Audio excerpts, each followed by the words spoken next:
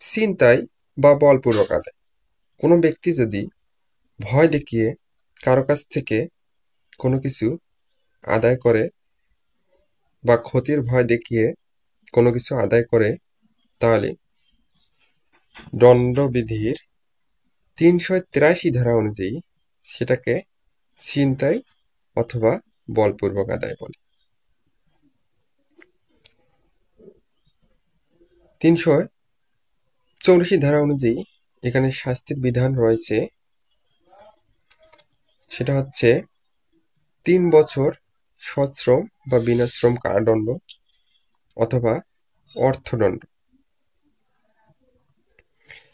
আর ৩৮৫ ধারা অনুযায়ী যদি ক্ষতির ভয় দেখিয়ে ছিনতাই বা বলপূর্বক আদায় করে,